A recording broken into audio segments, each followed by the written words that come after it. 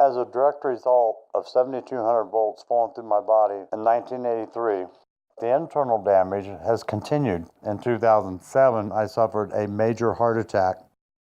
All of that damage could be traced back to 2 holes that the surgeon found in the aorta valve. That was a direct result of electricity flowing through my heart. I violated the safety rules. I did not look to see that the switch was, visually open. Didn't have my tick tracer. Didn't do a zero energy check. There's no one to blame but myself. Done this 1,000 times. I've been an electrician for 20 years. I didn't need to wear my gear that day. I guess I was too good for it. Other reasons, the title of this video. Those 2 words served as a catalyst for Mark Standifer's accident in 1983 and Donnie Johnson's accident in 2004. The 2 words themselves come out of the National Fire Protection Association's document number 70E. Specifically Article 130 that says employees shall not be allowed to work on energized conductors of 50 volts or more while their alertness is impaired due to illness, fatigue, or other reasons. Those are gray words that are in a document.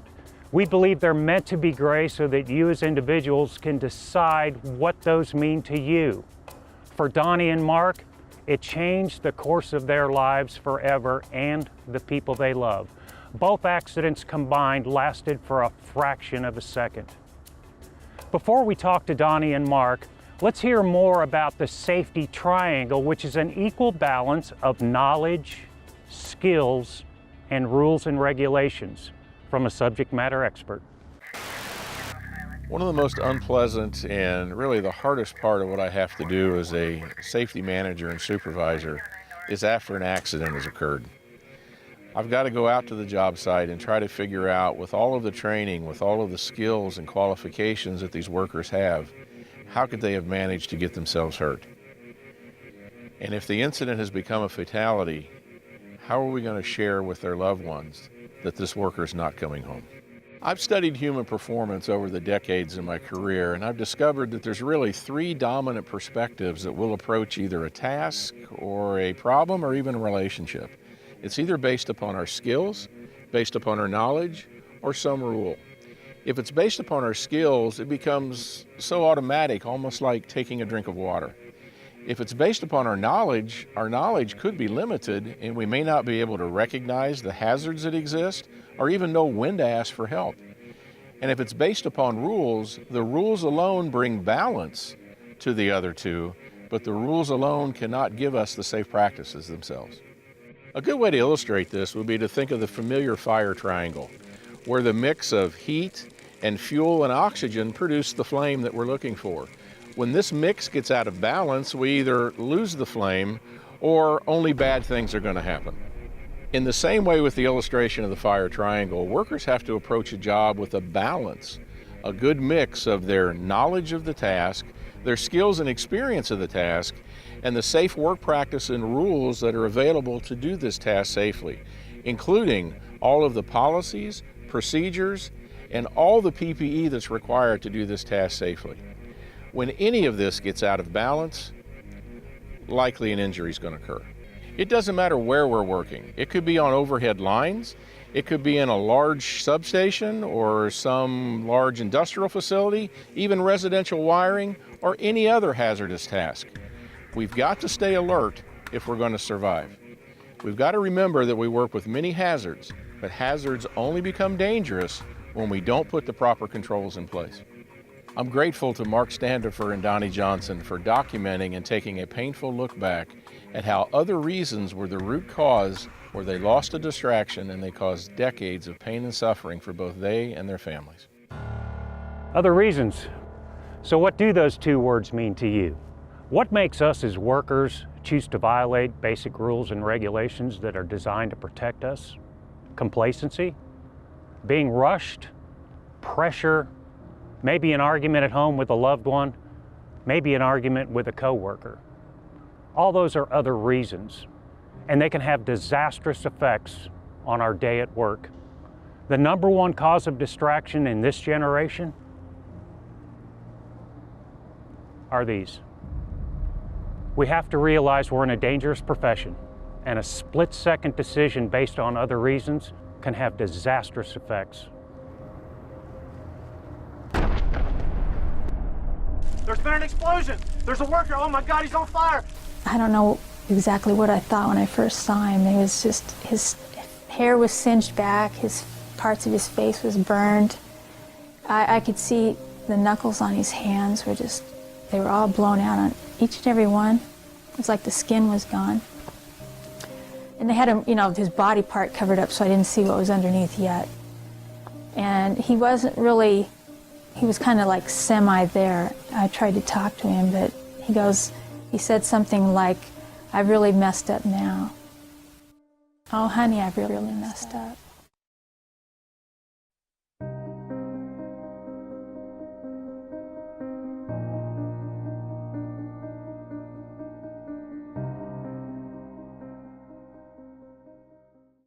Mark, it's good to see you again. Good to see you. Take me back to that day in 1983 and how other reasons attributed to what happened that day. Well, there's all kinds of other reasons that we can think of. One was I had been up all night, which of course made me very tired and not alert. I was working by myself. Back then, that's what we did. But not having a good meter with me, that it was broken the week prior, and I couldn't just run down and get another meter right away. But I thought, well, I don't need to get near the 13.8 kV bus. I can just work on the door. That was the time when the contractor pulled up. Well, when you open the switch, the next thing is to look through the window to verify the blades are open. That next step of looking in the window was just forgotten. When I went back to the switch after he left, I remember him driving off and thinking, I don't have to deal with this guy again at the end of the week. And next thing I knew was just go over there and open the door. But I had forgotten I did not look inside to verify the blades were open. And this was new equipment, correct? Brand new equipment, installed per the code book, the whole 9 yards. So it's not something you would expect to be wrong. But the blade had broke and B phase had stayed in. That's the part where the visual inspection through the window, I would have caught it. Secondly, I should have caught it when I had a meter and I should have tested it for energy. And my meter was broken, it didn't work. But I had already justified doing this job because I wasn't going to get inside the switch. I was going to drill 2 holes on the door, mount my relays, move to the next switch and on down the line. Which they put a 110 receptacle right inside the switch gear, but I think you told me in this case they actually mounted the receptacle backwards. So instead of being able to plug in right here, you had to reach in behind it, which you planted your leg, and then as you leaned forward to plug in, your knee kind of flexed and got close to the bottom side of B phase. I don't even remember plugging in the drill.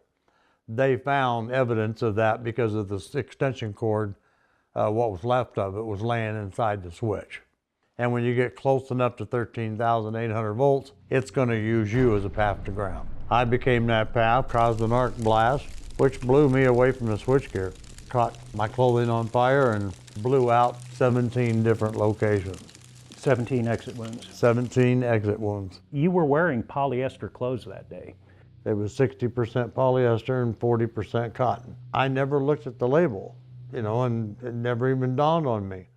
But when the arc flash occurred, because of the 36,000 degrees that is created, it literally turned into a flash of tremendous heat that took that polyester and melted it, embedded it, diffused it into my skin. Your body's normal reaction is to dissipate that heat out, but because of the polyester, it couldn't. It could so not. It made it deeper. The burns continue, and then of course I got knocked out and laid on the ground and still burning because nobody was there to put that fire out. Nobody was there to remove that heat energy. And so even the person that came by to see me and then run to get help had no idea that I was still burning.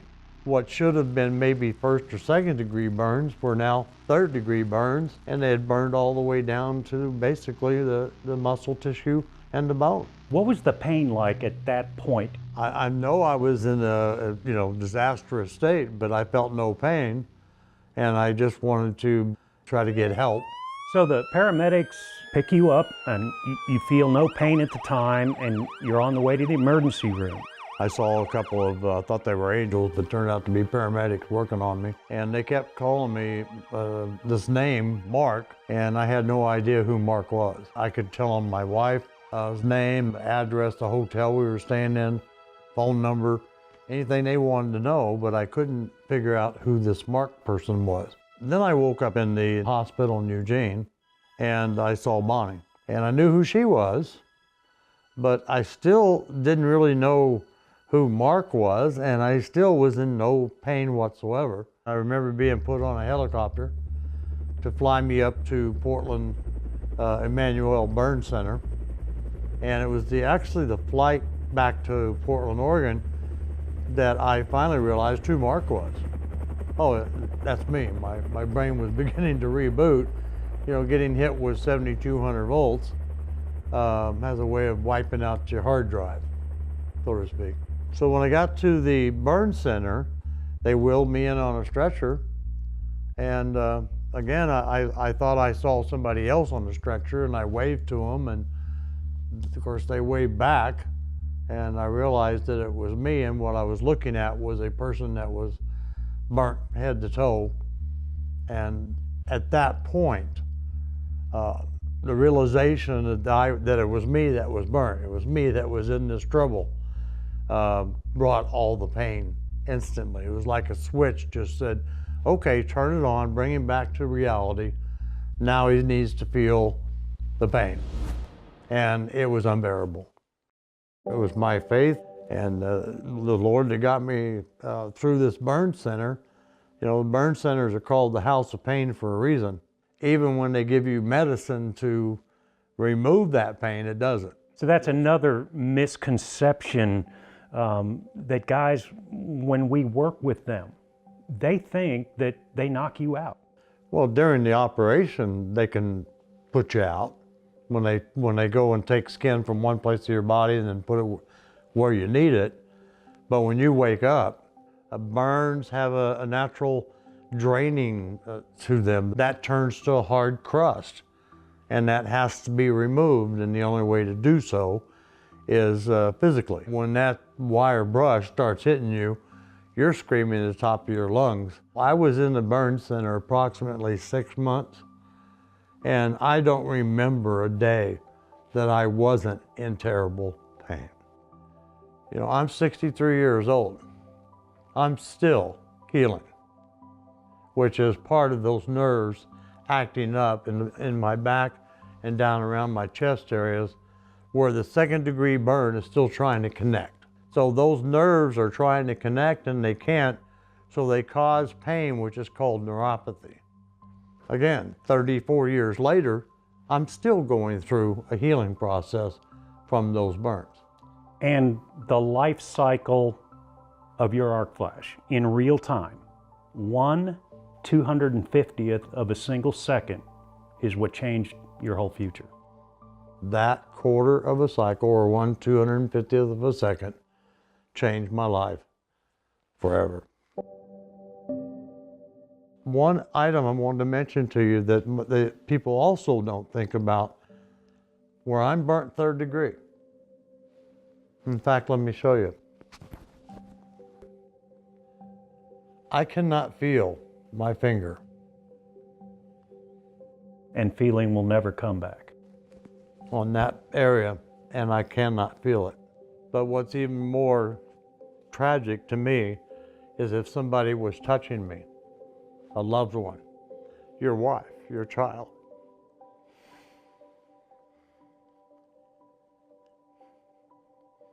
You'll never feel that again. You'll never feel it. It makes sense for you to pay attention to what you're doing, because your life can change that quickly. And if you don't have on the proper PPE, which is the last line of defense, the first line of defense is do your job the way you're supposed to, follow the rules the way you're supposed to, have the skills, and the ability to do the job correctly. But the last thing is to make sure you protect yourself with the proper PPE, and that's why we're doing this video. So the shirt you have on here is arc rated. The benefit of this against polyester, this drops off your skin if it was to be susceptible. It would turn black, but not melt in. This would not melt into your body, that's correct. Now, another thing that caused a big problem, you had a big belt buckle that overlapped your waist and, you know, was against your skin. You had a wedding ring and you had a watch. What did those do? The ring burned into my finger to a point where it could be cut off, but it might have actually burned so deep that I would have lost that finger. I was fortunate that I didn't. The watch I was wearing had a metal backing, and it was also a plastic rubberized watch. It burned into my wrist, you know, 1/8 of an inch deep, caused severe 3rd-degree burns around that area. The belt buckle was perhaps one of the worst because it burnt my stomach all the way up my side, and that particular area had to be skin grafted 3 times before it finally accepted the skin graft. So everything you have on, you know, you have no time to take any of it off.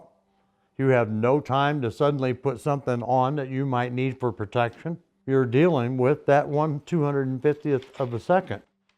Your life will be changed forever.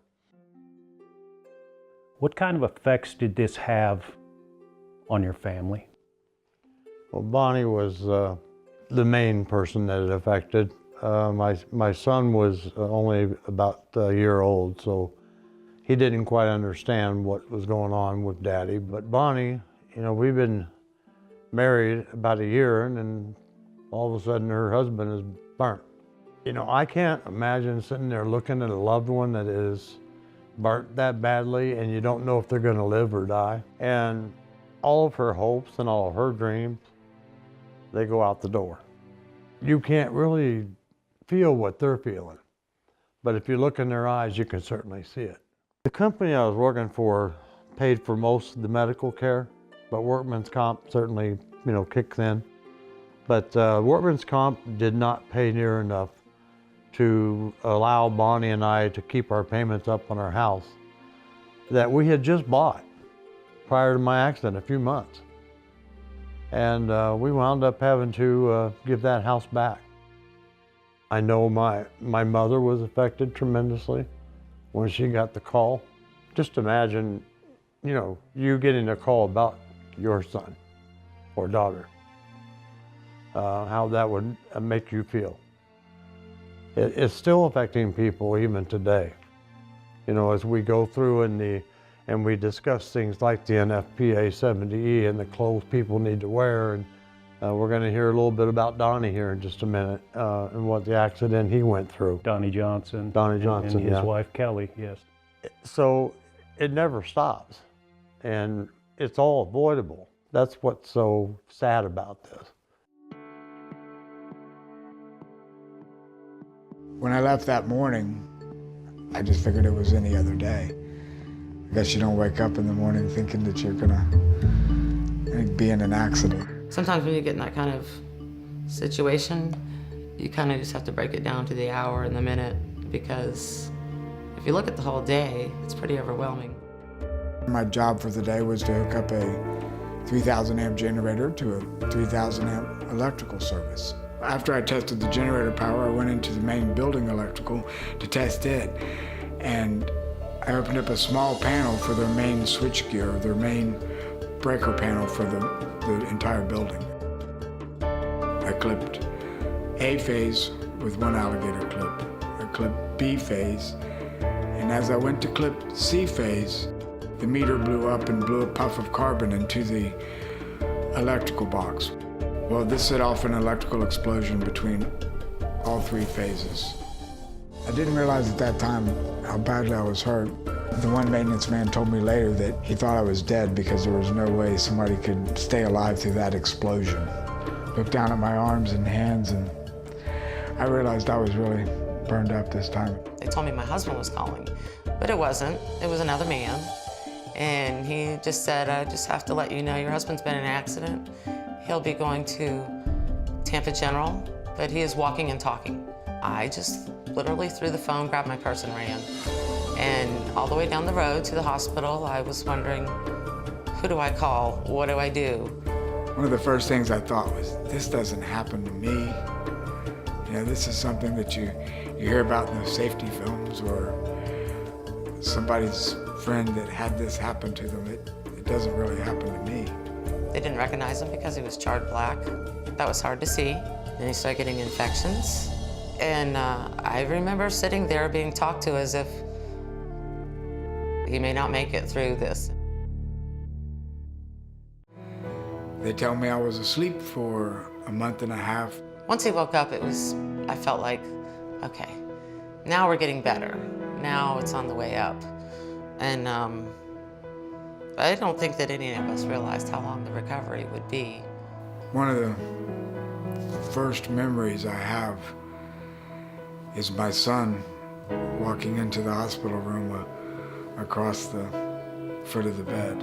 When I first talked to my dad after he woke up, I saw he was definitely still the same person, but his body was just so small and shriveled, and he'd been through surgeries at that point. Later on, the number would total to about 6 or 7, and he'd have to go through hours and hours of therapy and rehab.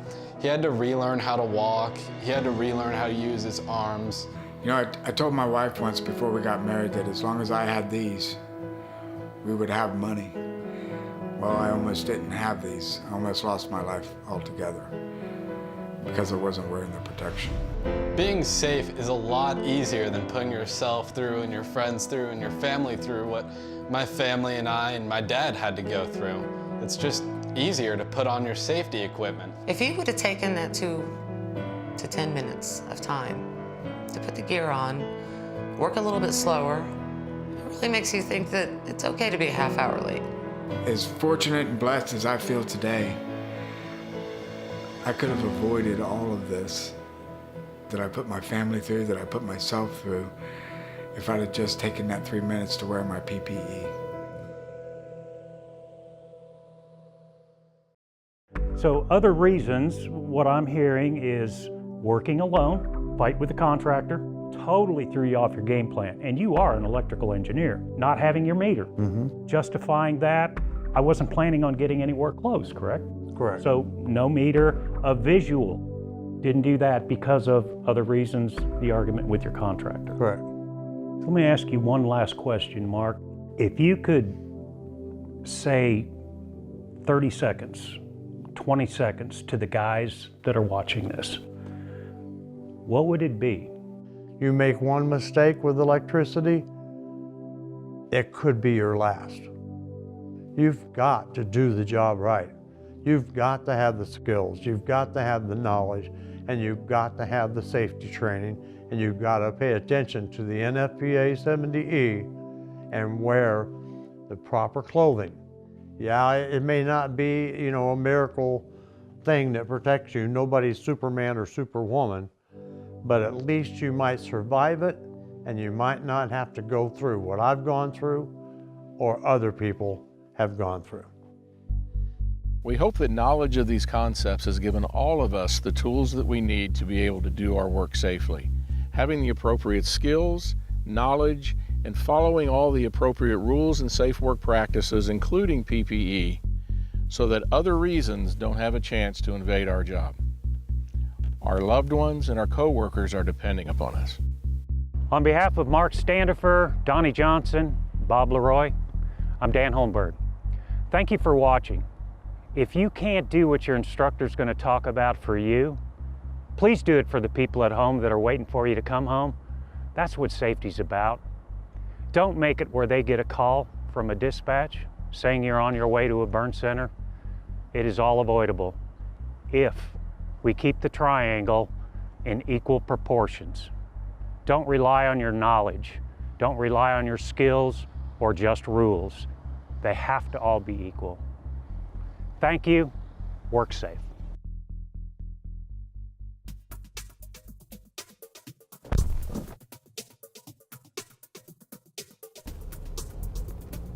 I guess I'm lucky, very lucky, that I'm still alive.